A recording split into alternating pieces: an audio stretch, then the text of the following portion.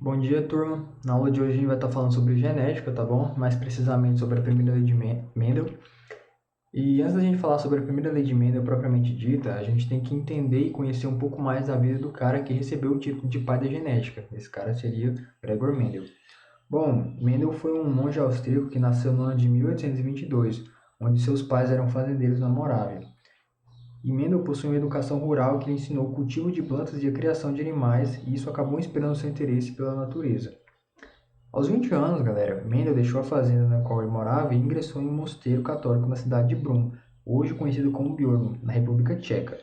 E em 1847, ele ordenou-se padre, onde adotou o grego como nome religioso, por isso a gente chama ele de Gregor Mendel. Mais tarde, Mendel deu aulas na escola secundária local, entre os anos de 1851 e 1853, para estudar na Universidade de Viena. Depois dessa graduação, ele voltou à sociedade de Brum, onde retomou a vida como monge e professor e começou os experimentos genéticos que, depois de muito tempo, deixaram ele famoso. Esse início de experimento se deu no ano de 1856, tá bom, galera? E só em 1864 que esse experimento foi ser finalizado. Como é que se deu esse experimento, né? Bom, o Mendel ele fez vários experimentos com espécies de plantas de jardim e até tentou alguns experimentos com abelhas. Porém, ele teve maior sucesso com as ervilhas. Eu vou estar explicando no próximo slide o porquê das ervilhas, tá? Bom, ele concluiu esses experimentos, como eu disse antes, em 1864 e em 1866 foi que Mendel apresentou os resultados à Nature History Society local e no ano seguinte, só no ano seguinte, ele publicou um relatório detalhado nos anais dessa mesma sociedade, tá? Só que assim, infelizmente, por isso que eu falei que Mendel foi ficar famoso muito tempo depois, galera. Infelizmente, o artigo do Mendel ele permaneceu, né, na escuridão até o ano de 1900 e foi redescoberto por três britânicos, né? Esses três britânicos, perdão, galera, três botânicos, se chamavam Hugo, morava na Holanda, né? Karl, era da Alemanha, e Eric, que era na Áustria. Ao pesquisarem na literatura científica dados que respaldassem, né, suas próprias teorias da hereditariedade, ou seja, eles também estavam estudando, querendo explicar a hereditariedade, né? Como é que as características de pais passavam para os filhos. E eles descobriram que 35 anos antes deles, houve um cara que teve estudos profundos, mais meticulosos e mais completos do que eles. Então foi a partir desse momento que Mendel começou a ter notoriedade na comunidade científica. Foi a partir daí que, né, ele deixou de viver na escuridão e começou a ser consagrado, né, como pai da genética. Só que não, assim, não foi só por causa desses três aí. Também houve um cara chamado William Babson, que foi um biólogo britânico, que também se esforçou bastante na promoção, né, das ideias do Mendel, essa questão da aceitação. E foi por ele também que cunhou um novo termo para descrever o estudo da hereditariedade, que seria genética, derivado da palavra grega que significa gerar. Bom, galera, agora falando sobre as ervilhas, né? Ah, Primeiramente, turma, é necessário entender o motivo de Mendel ter escolhido as ervilhas. E é importante ressaltar que essas ervilhas, mais especificamente a espécie Pisno sativum, ela tem um alto índice de fertilidade, são de fácil cultivo, elas também possuem um ciclo de vida extremamente curto, isso ajudava muito o Mendel, tá? Na hora de fazer seus experimentos. E também outro ponto importante para se ressaltar é que as características de identificação são muito visíveis, muito visíveis. Vou estar mostrando isso no próximo slide para vocês. E também a gente tem a facilidade de polinização. Essa facilidade de polinização também, né, é uma coisa bastante importante porque o Mendel manualmente poderia polinizar essas ervilhas.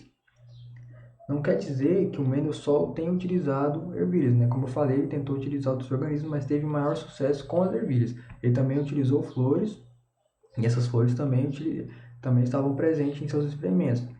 Vou estar falando dela também para vocês no próximo slide.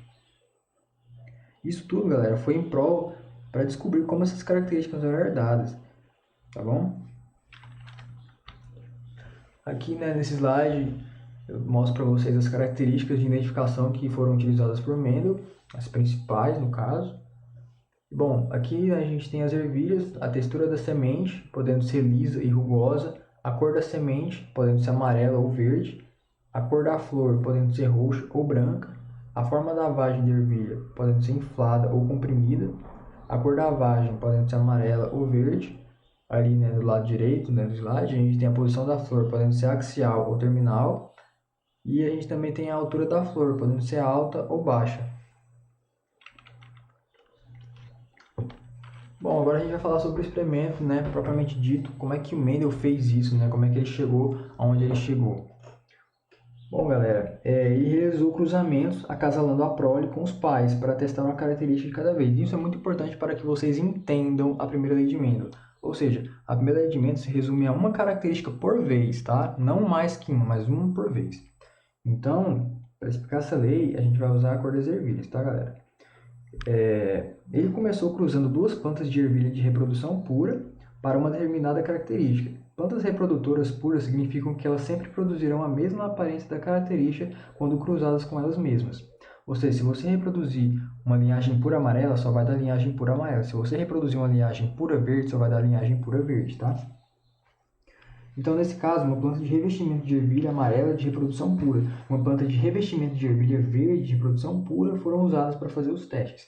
E esses representam a geração dos pais, ou também conhecida como geração parental, representada por P aqui na imagem, tá? Todas as plantas descendentes tinham ervilhas amarelas, tá, galera? E esses descendentes representavam a geração F1, que também pode ser chamada de primeira geração filial, né? No caso, geração filial F1.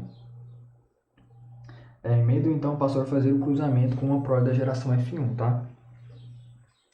Bom, os descendentes do cruzamento da geração F1 são chamados de geração F2, seria a segunda geração filial, tá?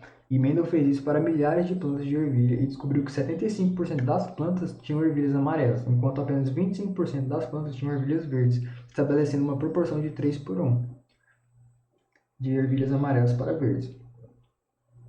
Isso deu a Mendel duas informações, onde estabeleceu que o traço recessivo não foi perdido na planta, mas apenas escondido. Isso estabeleceu que havia o que Mendel chamou por um par de fatores dentro das células vegetais que continham as informações para o traço da cor da ervilha, galera. Então, o que acontece? Hoje a gente sabe que esses pares de fatores são os genes. Os genes são pedaços de DNA que contêm informações para produzir uma determinada característica. E todos nós sabemos que o DNA contém as informações que executam os processos da vida, tá bom? Ou seja, existem genes que instruem a planta a fazer ervilhas amarelas e outros que levam às ervilhas verdes. E essas versões alternativas de um gene que codifica as mesmas informações são chamadas de alelos, tá bom? Portanto, existem dois tipos de alelos para o gene da cor da ervilha. Um alelo dominante, para o amarelo, e um alelo recessivo, para o verde. Os alelos dominantes são denominados por uma letra Azão, maiúscula, uma letra A maiúscula, arbitrário. O alelo recessivo é denominado por Azinho, minúsculo. Bom, quando um organismo, né, ele tem os mesmos alelos para uma característica, ele é chamado de homozigoto. As plantas de ervilha de reprodução pura seriam homozigotas dominantes, azão-azão, ou homozigotas recessivas, azinho-azinho. Quando o organismo possui dois alelos diferentes para uma característica, ele é denominado heterozigoto. E toda geração F1 ela é heterozigótica, azão-azinho. O modo como os traços aparecem é chamado de fenótipo. O que seria o fenótipo, né? A cor amarela ou verde da ervilha é o fenótipo da característica da cor da ervilha.